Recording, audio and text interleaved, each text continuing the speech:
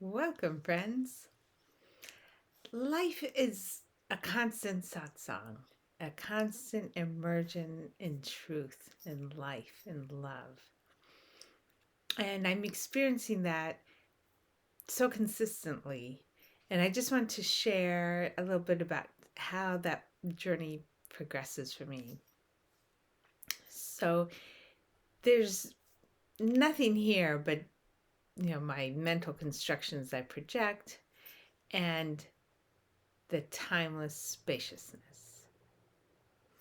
The timeless spaciousness is as loving as there's ability for me to absorb. So the more open I become to love, the more I discover its lovingness. So I haven't found its limit. I don't know how loving it is or benevolent it is. I just can tell the more I'm open to that, the more my heart is open, the more love I can even comprehend. It's all already there. So it's an infinite amount of love in life. And then I go through my day and I have to use my mind, it appears, to, do particular tasks. I've heard you can do them without. I'm just experimenting with that. And then the judging will come in. So, for example, I'm scanning a patient and looks like she has cirrhosis. And she's telling me about how much she loves wine. And I'm thinking. So I mentioned to her that her liver maybe wouldn't be benefiting from so much wine. And she says, well, I feel great. So, the initial symptoms are things she's been able to not notice. So the judgment comes in. This woman is, oblivious. And immediately I can feel the pain of separation. I can feel how the criticism is trying to create some external knower, external authority that just isn't true.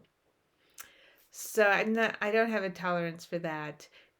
My bottom for how much pain I'm willing to experience is very low. So I feel that separation immediately. Now, I can just go into thank you, consciousness, for showing me. Thank you, consciousness, for appearing in such an unexpected way. But to get to that point, I've typically had to do a little bit more interrogation just to loosen up my thought structure around what should be.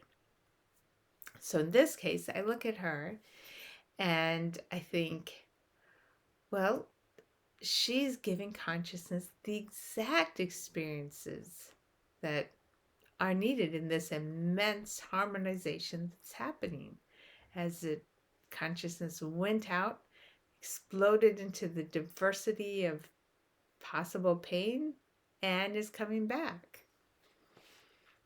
And it's all done. There's no time. It's already all come back.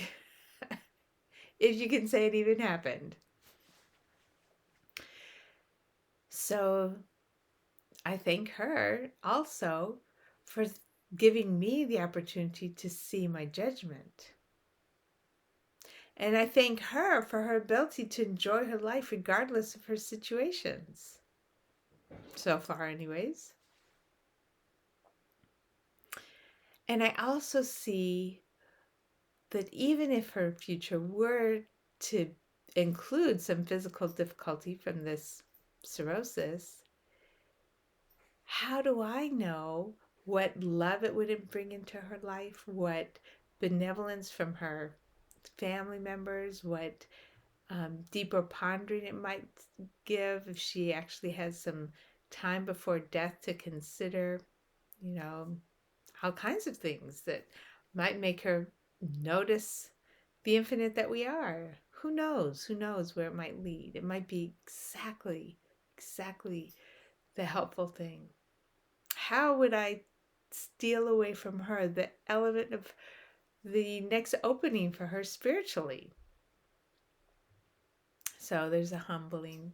I don't know what's supposed to be. I know think that consciousness, awareness is orchestrating everything perfectly. I know I've just been given a lesson by this lady. I feel very grateful. So now I've had satsang right here in my ultrasound room. And it starts to just cause me to notice the way that consciousness is waking up to itself, opening to itself, expanding heartfully for itself throughout everywhere. It's amazing. So, for example, there's a woman at work who she's often caught up in a lot of criticalness, a lot of judgment, perfectionism that seems to make life a bit hard. And then all of a sudden, I hear her talking about her son who may not pass his junior year of high school. And instead of criticizing him for not turning in the last thing on the last day, and that's, what may cause the final straw, instead, she's saying, I have the absolute confidence that he's going to find his way. He's just the kind of kid who is creative, diligent when he cares truly about something, who's doesn't want to live, uh, an effortless life. He wants to um, create in his life. He wants to succeed in his life. And she had absolute confidence that regardless of what happens regarding his junior year of high school, he's going to be just fine. And that certainty and confidence and peace and love in her, talking about him, is just an amazing moment. And I felt awareness there. I felt truth there. I felt consciousness seeing its own goodness through her eyes. There's satsang right then and there. Another experience at work. So I had a patient who he's in his 30s and is suddenly out of the blue having liver failure. They've gone through all the possible causes. At this moment, the current diagnosis is that it's from a weight loss drug he started a few months ago.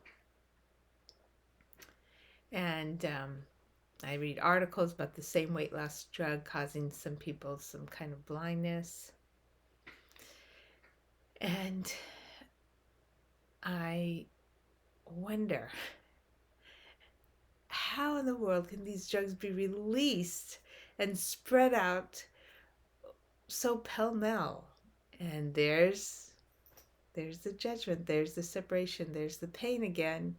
I can't stick with that. I can't. Truth is a bath of love, and when I step out of the bath, it's too cold. I have to get back in the bath. So, how could I let go? And I can at times just drop back into, I don't know exactly how this amazing interweaving fabric is turning out perfectly, but I've investigated enough to know that it is. But suppose I wanted something that would loosen up my thoughts. So I look at this young man, his wife, his children. I don't know what's going to happen in regards to a liver transplant. Suppose he did not get the liver transplant. Well, I don't know what's going to happen for the wife. I don't know what's going to happen for the kids. Could be that she gets another husband. Could be they get a second father. And now look at this. They've gotten the wisdom and the love from two men in their lives. Or it could be that he does get a liver transplant and he lives. And then there's this gratitude, connecting him possibly with the donor's family. And there's this miracle sense of miraculous life. And there's a preciousness with the family as they have confronted this possible death in their family. All of that brings so many gifts. Who would I be to steal that from them and to say that he shouldn't have this liver failure? Who would I be? I'm not that. And so there's this openness back. Again, it doesn't seem to matter how much love I expand to be able to receive, to be able to sense, to be able to know. But awareness is already there with at least that much, if not more, love and expansion.